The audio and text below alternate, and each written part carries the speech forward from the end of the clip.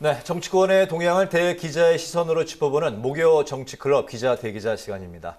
오늘도 최병묵 전 TV조선 해설위원, 박찬수 한겨레신문 대기자 두 분과 함께하겠습니다. 어서 오십시오. 네, 반갑습니다. 네, 안녕하세요. 네, 오늘 최 의원께서 발제해 오셨죠? 네, 오늘은 이제 국민의힘의 경우에는 지금 사실은 이준석 전 대표가 신청한 가처분 이 문제로 몸살을 앓고 있고요. 그다음에 민주당의 경우에는 이재명 대표의 검찰 기소 이 문제가 이제 논란이 돼 있습니다. 그래서 여야 모두 이 사법 리스크 몸살 이게 과연 지금 이미 진행 중인 정기국회에 블랙홀이 되느냐 이런 문제를 다뤄보기로 했습니다. 네. 말씀하신 대로 이제 국민의힘과 이준석 전 대표 간의 가처분 재판 2라운드는 새 비대위 출범을 위한 당원 개정안의 효력 정지 여부가 이제 쟁점이었는데요. 재판부는 오늘 28일 정진석 비대위원장의 직무 집행 정지 가처분 사건과 함께 진행을 하기로 했습니다. 그날 바로 신문이 끝난 그날 바로 결론이 나올 수도 있다. 이런 전망도 있고 또 한동안 좀 시간이 걸리지 않겠느냐 그런 전망도 있을 텐데 만약에 이제 그날 당일에 결론이 나오지 않고 좀 시간이 걸린다면 지체가 된다면 어느 쪽에 좀 유리한 그 유불리가 있는 건지 좀 들어볼까요? 어떻습니까? 글쎄, 그건 이제 그 심리하는 판사에 따라서 성향에 따라서 언제 하느냐 하는 거는 본인이 결정할 문제지. 네. 저는 유불리의 문제는 별로 없다고 생각을 합니다. 지난번에도 황정수 부장판사가 사실은 굉장히 오랫동안 끌고 있다가 사실상 인용 결정을 한 거잖아요. 네. 근데 보통의 가처분 신청은 대개 당일날 좀 늦게 한다든가 다음날 새벽에 한다든가 우리는 그게 익숙한데 사실은 법률적으로 따지면 가처분 신청에 대한 심리 결과를 꼭 그렇게 금방 발표해야 될 이유는 없거든요. 네. 그런 점에서 본다면 이 심리가 늦어지는 것이 누구한테 유리하다 이렇게 얘기하기는 어렵고 다만 저는 법조인은 아닙니다만은 이번에 이 경우에는 당원 당규를 개정해서 합법적인 요건을 갖춰서 지금 해놓은 거기 때문에 네. 지난번은 비상 상황으로 간 게 의도적으로 한 거다 지금 그런 인식이었잖아요. 아마 이번에는 그런 인식은 없어지지 않나 저는 이렇게 생각을 합니다. 네, 만약에 그 가처분에 대한 결론이 이제 늦춰지면 질수록 국민의힘이 이제 진용을 갖추고 있기 때문에 판사도 사람인 이상 본인 판결에 더욱더 부담을 느낄 수도 있다. 이런 얘기도 있던데 어떻습니까? 그럴 수는 있을 것 같은데, 저는 현실적으로는 아까 최 선배도 말씀하셨지만은 큰 영향은 없을 거다. 이게 네. 길어진다고 그래갖고 국민의힘에 유리하고 그런 것보다는 사실은 제가 볼 때는 앞으로 변수는 저는 경찰 수사 결과, 경찰이 이번 달 안으로 수사 결과를 내놓겠다고 그러지 않았습니까? 네. 그럼 경찰 수사에 어떤 내용이 담기느냐? 만약 경찰 수사에서 이준석 전 대표의 어떤 성상납 사실이 확인되는 내용이 담긴다 그러면 그것들은 충분히 이제 국민의힘에서 추가 징계를 할 수가 있고 여론 반전에도 영향을 미칠 수 있는 사안이죠. 그 외에는 사실은 이미 모든 게 다 드러나 있기 때문에 법원의 가처분 신청 결과에 영향을 줄 만한 것들은 별로 없다. 즉 시간이 저는 28일 마지막 심리하면은 그때 곧 결과가 나오지 않을까. 당일에요? 네. 법원의 결정이 나오지 않을까라고 저는 개인적으로 그렇게 봅니다. 왜냐하면 이게 처음이 아니라 이미 한 번 가처분 신청 결과를 냈던 거기 때문에 네. 더 시간 끌 이유는 없을 거라고 보는데 만약 시간을 끌더라도 사실 유불리 자체는 크게 영향이 없을 것 같다라고 그렇게 보여집니다. 알겠습니다. 네, 정진석 비대위가요, 사법 자제 원칙을 강조했습니다. 법원이 정당 안에서 자율로 내린 결정에 대해서 개입하지 말라 이런 뜻을 내비쳤는데요. 19일에 새 원내대표까지 선출을 하면 지도부 구성이 사실상 완료되는 모양새인데 정상화 궤도에 오른 여당 지도부가 만약에 또다시 인용 결정을 맡게 된다면 그야말로 정말 걷잡을 수 없는 혼란에 빠지게 될 것 같습니다. 이에 대한 대비책이나 플랜 B를 세워뒀을까요? 꼭 세워뒀다기보다는 나름은 좀 갖고 있지 않을까 하는 생각이 듭니다. 사실 이미 한 차례 비대위가 와야 됐었고 만약 이번에도 객관적으로 보면 저게 인용될 가능성이 조금 높다고 봐야죠. 왜냐하면 첫 번째 그 비대위에 대한 법원 결정에서 문제를 제기했던 게 완전히 클리어된 게 아니거든요. 그때 제기했던 거 두 가지인데 하나는 그 비대위가 약간 비상 상황이란 것 자체가 네. 당연 규정이 아니었다라는 절차상의 문제가 하나 있었고 또 하나는 설령 그게 해소가 된다고 하더라도 전당원 투표로 뽑힌 그 대표를 하위 기구인 그 전국위원회가 비토하는 게 과연 맞느냐라는 그런 문제는 또 남아 있는 거거든요. 이건 여전히 남아 있기 때문에 이번에도 사실은 객관적으로 본다면은 인용 가능성이 좀 더 높죠. 인용이 된다고 하면은 어쩔 수 없이 이제는 원내대표 대행 체제로 갈 수밖에 없을 것 같고요. 그 점에서 원내대표 대행 체제까지도 국민의힘 지도부 또 국민의힘 핵심 의원들은 염두에 두고 있지 않을까라는 저는 개인적으로 그렇게 추측을 해봅니다. 네. 네. 저는 좀 생각이 다른 것이 지난번에는 사실은 비상 상황으로 넘어가는 과정에 문제가 있었다 이런 거 아니었습니까? 저는 뭐 그것도 개인적으로 문제가 있었다고 실제 봅니다. 그러나 이번에는 당원 당규를 아예 처음부터 바꿨고요.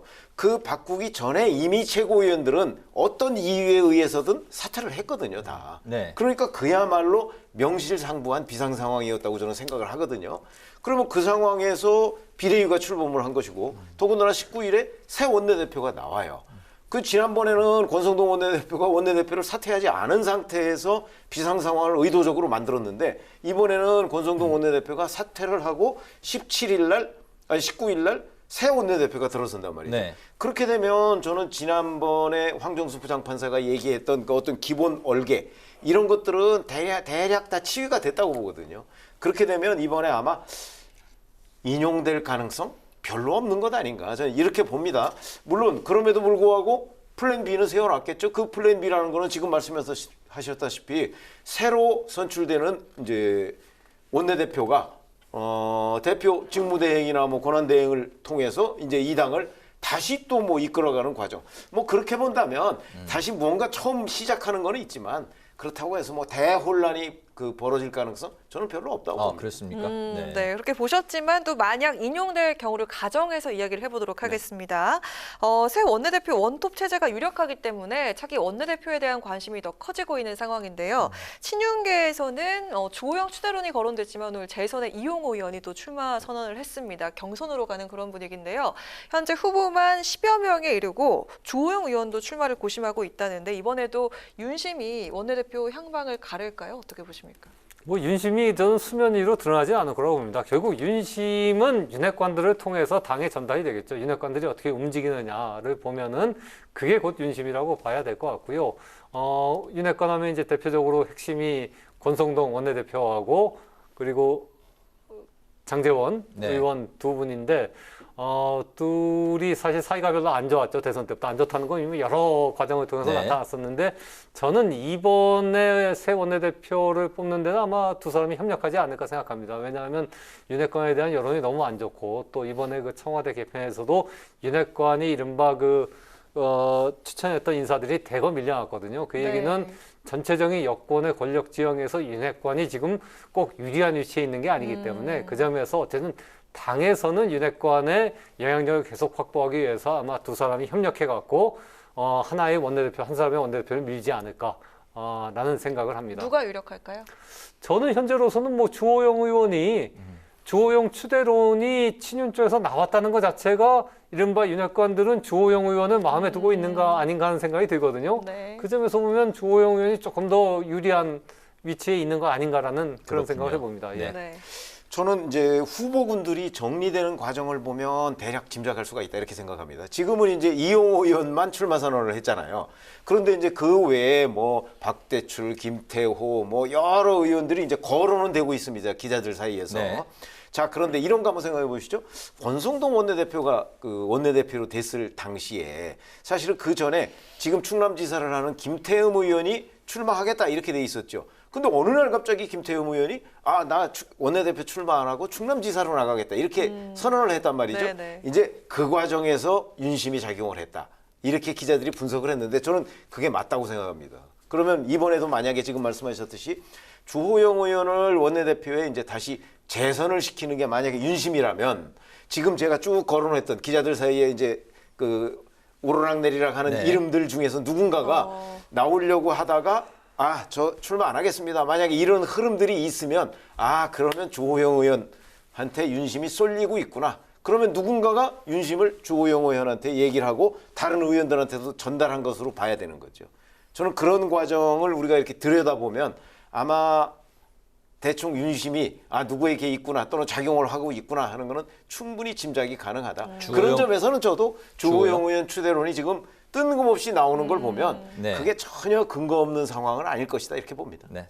두 분이 이제 의견 일치를 보셨는데 결과를 한번 지켜봐야 되겠습니다. 다음 주 이제 이 시간이면 결과가 나오는 상황이니까요. 예. 다음 신문 기일은 28일이 하필이면 그날 국민의힘 윤리위 이제 정례 회의인가요? 전체 회의가 이제 잡혀 있는데 그리고 이제 이 전 대표 성비위 의혹에 대한 경찰 조사 결과도 이달 안에 나올 것으로 지금 예상이 되고 있습니다. 만약에 윤리위 전체 회의에서 뭐 고전에 이제 또 임시 회의를 개최할 수도 있다고 하는데 거기에서 이준석 전 대표에 대해서 제명 조치를 한다면 제명 결과가 나온다면 가처 여부를 할 수 있는 그런 전제 조건 자격을 이제 박탈할 수 있는 것 아니냐 그런 이제 그 주장도 나오고 있습니다. 추가 징계에 대한 가능성 그리고 이 전 대표 측의 이제 대응 어떻게 나올 걸로 전망을 하시는지 좀 들어볼까요? 그렇죠. 추가 징계 가능성은 저는 꽤 높다고 봅니다. 이번에 뭐 양고기, 뭐 무슨 양두구육 얘기, 뭐 신군부 얘기, 뭐 등등. 사실은 그거는 그 윤리위원회에서 징계 사유로 거론하기에는 충분한 내용들이거든요. 그래도 당 대표를 지냈던 사람이 사실은 당의 여러 가지 분란을 일으키는 발언들을 충분히 그 해왔기 때문에 아마 그 부분은 정말 윤리적 관점에서 본다면 이건 문제가 있다라고 판단을 할 가능성이 있고요. 더군다나 그 와중에 사실은 윤석열 대통령의 뜻도 저는 뭐 윤리위원회가 충분히 감안을 할 거라고 생각을 합니다. 그러면 저는 뭐 징계의 가능성 있다고 보고요. 그러니까 징계라면은 이렇게 보는 거죠. 추가 징계를 한다고 하면요. 지난번에 당원권 정지 6개월이잖아요. 네. 추가 징계는 그 6개월보다 더 가중된 징계를 할 수밖에 없게 돼 있습니다. 그러면 뭐 당원권 정지 6개월을 다시 하면서 그럼 12개월로 한다? 이것도 얘기가 안 돼요. 그러니까 이번에는 아마 최소 탈당 권고나 아니면 제명 뭐 이런 것이 나오지 않을까 싶은데 지금 말씀하신 대로 28일은 정기 회의입니다. 네. 근데 그 전에 뭐 일찌감치 뭐 예를 들어서 임시회의요? 경찰 수사 결과가 네. 나온다든가 그러면 굳이 28일까지 기다릴 이유도 없잖아요. 그렇게 되면 그 전에 아마 그 추가 징계가 있지 않을까 이렇게 예상을 합니다. 이 전 대표의 대응은 어떻게 카드가 어떤 게 뭐 있습니까? 이 전 대표는 사실은 이제 거기서 징계가 그 조치가 추가로 나왔을 경우에는 사실 그때부터는 이제 당원이 아니죠. 만약에 그 제명이 된다면 네. 그러면 이제 가처분 신청 자격도 없습니다. 사실은 그렇게 되면 이제 결국 여론전 외에는 달리 방법은 없을 것이다 이렇게 생각합니다. 네. 예, 뭐 저도 추가 징계 가능성이 높다고 보는데요. 그러니까 추가 징계 여부는 사실은 이제 법원의 가처분 신청 결정과도 관련이 있죠. 근데 법원의 가처분 신청 결정이 만약 인용이 된다면 이제 비대위가 와야 되는 거 아닙니까? 그 6개월 뒤에 징계 끝나면 이준석 대표는 돌아온단 말입니다. 돌아오는 거는 도저히 그 국민의힘으로서 받아들일 수가 없기 때문에 어쨌든 추가 징계, 즉 제명을 함으로써 아예 그냥 당 밖으로 쫓아버릴 수밖에 없을 것 같고 또 만약에 인용을 안 하고 비대위가 합법적이다라고 법원이 결정한다면 그럼 이제 비대위 체제가 되는 거니까 그 상태에서는 더 이상 그 마음에 안 드는 이준석 대표를 당에 남겨둘 필요가 없죠. 따라서 그 경우에도 어쨌든 추가 징계해갖고 이준석 대표를 당 밖으로 쫓아낼 가능성이 저는 굉장히 높다라고 보니까 어느 쪽이든 간에 현재 그 국민의힘 분위기로는 이준석 전 대표를 제명하려고 하는 그런 움직임으로 갈 가능성이 굉장히 높다고 보고요. 만약 그렇게 된다면 이준석 전 대표는 또 이제 법적인 절차에 들어가겠죠. 그러니까 우선 제명을 하면은 제명 통보 효력 정지 가처분 신청을 먼저 낼 거고요. 그 가처분 신청 결과와 상관없이 또 이제 본안 소송, 즉 제명 그 취소 소송을 내겠죠. 마치 그 제명이라는 게 어떻게 보면 회사에 다니는 직장인이 해고된 것과 마찬가지 아닙니까? 해고 무효 소송 내듯이 그 오랜 그 시간이 그렇죠. 소요가 되겠군요. 예, 상당히 오랜 시간이 소요되고 만약에 비대위가 와해되더라도 이 본안 소송이 내년 5월 이후까지 가면은 내년 5월이면 이준석 대표 어쨌든 임기는 끝나는 거거든요. 네. 그러면은 내년 5월 이후에 본안 소송 결정이 나온다면 그때는 실익이 없어지기 때문에 어쨌든 뭐 이준석 대표로서는 그 소송을 낼 수밖에 없는 실익이 없더라도 어쨌든 자신의 정치적인 명분을 위해서는 소송전을 갈 수밖에 없는 그런 할 수 있는 상황으로 카드는 소송전이군요. 예. 그거밖에 없다고 생각을 합니다. 네네. 예. 네, 오늘 발제하신 내용이 여야 사법 리스크인데요. 이제 야당으로 가보도록 하겠습니다. 검찰이 지난 8일에 공직선거법상 허위사실 공표 혐의로 이재명 대표를 불구속 기소한 데 이어서 성남FC 후원금 의혹을 수사한 경찰도 지난해 무혐의 처리를 다시 뒤집고 이 대표를 제3자 뇌물수 혐의로 검찰에 송치를 했습니다. 추가 기소 가능성 어떻게 보십니까? 저는 뭐 100% 검찰은 저기 추가 기소하려고 지금 경찰로부터 그 송치를 받은 거거든요. 왜냐하면 작년에 경찰에서 무혐의 처분을 내렸던 거 아닙니까? 그 네. 경찰에서 이제 입장은 번복한 건데 번복하면서 기소 의견 송치도 아니고 사실 그냥 검찰에 일단 넘긴 거는 검찰에서 빨리 좀 넘겨라 우리가 수사할 테니까라는 네. 그 시그널이 경찰로 갔기 때문에 갔다고 보고요. 그러니까 뭐 저건 당연히 100% 이제 추가 기소하겠죠. 다만 이제 추가 기소 과정에서 경찰에서 밝히지 못한 새로운 사실이 밝혀지느냐. 지금 경찰은 어쨌든 제3자 뇌물수수 혐의를 적용하긴 했습니다만은 그 제3자 뇌물을 받았다는 성남FC, 그 후원금을 받은 성남FC에서 나간 현찰이 어디로 갔는지도 확인을 못한 거거든요. 그거를 밝혀내야지만 실질적으로 이재명 그 민주당 대표에게 타격을 줄 수 있기 때문에 그 부분에서의 수사가 검찰에서 앞으로 핵심적으로 이제 관건이 될 거라고 봅니다. 네. 그렇죠. 근데 뭐 잘 아시다시피 이와 유사한 사건들이 있었어요. 이재용 삼성전자 부회장이 동계스포츠 영재센터에 16억 원을 지원한 게 있는데 그게 제3자 뇌물죄가 됐거든요. 네. 그러니까 그런 것들을 보면 이 뇌물이라는 거 제3자 뇌물죄는요. 그 뇌물의 어떤 구체적인 상황 같은 게 굳이 없어도 돼요. 그게 이제 법조계의 일반적인 의견이고 부정한 청탁만 있으면 된다. 이렇게 보면 결국 이재명 성남시장이 당시 두산건설에 그 뭐 용도 변경을 해주고, 그다음에 용적률을 상향해주고, 그다음에 뭐 기부 체납 비율을 낮춰주고, 뭐 이런 것들이 있었단 말이죠. 그건 또 공문으로도 확인이 돼요. 그런 걸 보면 이재용 삼성전자 부회장 사건과 이걸 연결시켜 보면 그건 뭐 충분히 유죄 입증 가능성이 저는 있다고 봅니다. 그런 점에서 본다면 뭐 그 돈을 뭐 이재명 당시 성남시장이 자기가 뭐 뇌물로 직접 받았느냐 안 받았느냐 그건 별로 중요하지 않다고 생각을 하고 네. 그러면 이제 검찰이 그 뭐 기소를 할 가능성 저도 뭐 굉장히 높다고 봅니다. 그렇게 되면 이건 이제 재판 국면으로 가고요. 그리고 이제 추가 기소 가능성 말씀을 하셨는데 뭐 변호사비 대납 의혹이라든가 그다음에 뭐 대장동, 백현동 뭐 이런 문제들과 관련해서 경찰, 검찰이 여전히 수사 중인 내용들이 굉장히 많아요. 그래서 그런 내용들도 뭐 지금 현재 우리가 그 단정적으로 얘기할 수는 없지만 법조계의 일반적인 그 의견들, 변호사들의 의견들을 종합해 보면 그것도 기소의 가능성이 꽤 높다. 이렇게 보는 것이 상식입니다. 네. 네, 이런 상황에서 지금 민생 위기에다가 정기국회 과제가 산적한 상황입니다. 근데 여야 지도부가 나란히 이렇게 사법 리스크에 휘말려 있는 상황이 전례가 있습니까? 없죠. 네, 전례가 이런 없는 경우가 상황인 것 없습니다. 같은데요. 해법이 필요해 보입니다. 이재명 대표가 윤 대통령을 향해서 영수회담을 벌써 5번이나 제안을 했는데 대통령실은 다자회동해야 한다 이렇게 하면서 거절을 했습니다.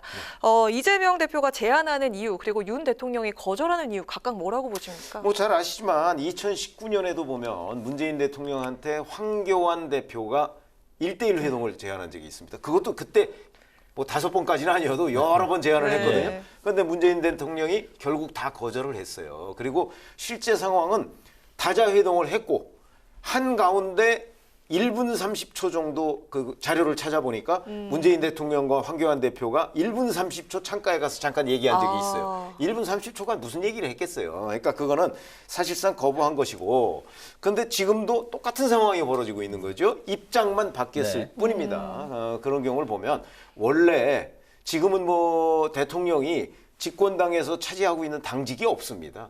옛날에는 DJ 때까지만 해도 총재를 겸임하고 있었잖아요. 그렇기 때문에 지금 영수회담이라는 표현 자체가 맞지는 않고 그다음에 설령 회담을 한다고 할지라도 그 역대 대통령이 최근 한 20년 내에 단독으로 제1야당 대표를 만난 적이 제 기억에는 없는 걸로 알고 있습니다. 최근 20년 동안에. 20년 동안에. 그러니까 DJ 집권 이후에 노무현 대통령 이후로 그랬거든요. 그런 점으로 보면 이번에도 그렇게 만나지는 않을 것이다. 이렇게 예상합니다. 다자회동은 그럼 이루어질 수 있을까요? 다자회동은 아니 그거는 이진복 정무수석이 얘기를 했잖아요. 그 외유 갔다 오면 원내대표 대표 이 다자회동을 한번 추진하겠다 그러니까 아마 그런 형식으로 할까요? 만나겠죠. 네. 네. 예. 뭐 저는 윤 대통령이 사실은 만나자고 말은 했습니다만 실제로는 그 지금 이재명 민주당 대표하고 만날 생각이 별로 없는 것 같고요. 그러니까 아까 얘기하신 대로 이미 영수회담은 의미가 없고 왜냐하면 양쪽이 다 영수가 아니니까요. 이제 다자회담은 전 이루어질 가능성이 있다고 봅니다. 그리고 다자회담이라도 하는 게 저는 이재명 대표로서는 바람직한 게 어쨌든 국민은 지금 민생과 경제가 굉장히 중요한데 그럼 민생과 경제를 여야 정치권이 어떻게 힘을 합쳐갖고 헤쳐나가는 모습을 보여주느냐 하는 게 굉장히 중요한 건데 지금 이재명 대표로서는 본인이 자꾸 그 민생과 경제에 집중을 하는데 저기 윤석열 대통령하고 정부 여당은 정적 제거에만 저거 골몰하고 있다라는 그런 그 이미지를 훨씬 만들어가는 게 이재명 대표 본인에게도 굉장히 좋은 어떤 국면이기 때문에 이재명 대표로서는 사실 다자회담이라도 저는 받아서 대통령과 만나갖고 자꾸 그 민생에 집중하는 모습을 보여줄 그쪽으로 갈 가능성이 상당히 있다고 봅니다. 그리고 이게 굉장히 안 좋은 건데 사실은 대통령이 야당 대표를 따로 만날 수도 있는 거죠. 왜냐하면 제1당 아닙니까? 그러니까 국회에서 입법을 하려면은 어쨌든 민주당의 협조가 필요한 건데 그렇다면 민주당 대표를 따로 만나갖고 국회 입법에 대한 협조를 구하는 게 사실은 대통령제 원리에 맞는 행동인 거죠. 그걸 안 하고 있는 거는 대통령제 원리를 자꾸 이렇게 반해 갖고서 가는 미국 같은 경우는 미국 대통령이 민주당 의원들, 일개 상원 의원들도 한 두세 명은 불러갖고 만나고 그러거든요. 그러니까 그런 식으로 자꾸 우리도 상시적으로 이렇게 대통령이 야당 의원들과도 대화하는 그런 정치로 가야지 입법부와 행정부의 관계가 조금 더 이렇게 성숙한 그런 관계로 갈 수가 있다라고 이렇게 얘기할 수가 이게 있습니다. 다자회담에서 그렇게 요청하는 거하고는 좀 차원이 다른 건가요? 다른 거죠. 다자회담은 여러 명이 만나면 하여튼 의례적인 얘기가 많아지는데 만약에 민주당 대표 또 민주당의 핵심 의원들을 별도로 대통령이 만나면 자기가 지금 원하는 거를 그 의원들한테 솔직하게 요구할 수가 있는 거죠. 그리고 거기에 대한 답변을 들을 수 있고. 그래서 단판을 지을 수도 예. 있다. 예, 알겠습니다. 네, 자 정리하도록 하겠습니다. 한 줄 논평 시간입니다. 오늘은 박찬수 기자님 먼저 할까요? 예, 무협지 보면은 고수는 칼을 함부로 뽑지 않죠. 한번 딱 뽑으면 진짜 일도 필사이라고 치명상을 입히지 뽑아갖고 뭐 여기저기 이렇게 상처내고 그러지는 않거든요. 근데 지금 이재명 민주당 대표에 대한 검찰, 경찰 수사를 보면 굉장히 전방위적이거든요. 선거법 위반, 제3자 뇌물 혐의, 또 그 부인은 지금 법인카드 쓴 거 갖고 수사받고 있고 또 오늘은 또 아들까지 나왔다고 합니다. 근데 이거 하나하나가 보면은 이재명 그 대표에게 치명적으로 정치적인 상처를 입힐 수 있는 사안은 사실 별로 없어요. 본인에게 직접 돈이 흘러 들어갔거나 특혜 줬다는 내용은 없거든요. 이게 칼에만 있으면 안 된다. 그래갖고 저는 오늘 한 줄 논평은 고수는 함부로 칼을 휘두르지 않는다로 하겠습니다. 네. 지금 뭐 쭉 이제 열거를 하셨는데 예를 들어서 선거법 상 허위사실 유포 혐의 뭐 이거 이제 재판에 넘어갔습니다. 그리고 성남 FC 제3자 뇌물죄 이것도 이제 결국 재판으로 넘어가겠죠. 곧. 그다음에 이제 대장동 백현동 아까 쭉 얘기를 했지 않습니까? 이런 것들은 기소가 될 가능성이 대단히 높기 때문에 제가 한 줄 논평은 오늘 지금까지는 이재명 대표의 사법 리스크를 얘기했는데 그게 아니라 이제는 이재명 위기의 현실화다 이렇게 하겠습니다. 네. 두 분 다 이재명 대표에 대한 한 줄 논평을 하셨네요. 오늘 목요 정치클럽 기자 대기자에서는 민생 위기 앞에 사법 리스크로 몸살을 앓고 있는 여야 지도부 상황을 중심으로 살펴봤습니다. 지금까지 최병묵 전 TV조선 해설위원, 박찬수 한겨레 신문 대기자 두 분과 함께 관련 말씀을 나눠봤습니다. 오늘 말씀 잘 들었습니다. 네, 잘 감사합니다. 들었습니다. 고맙습니다.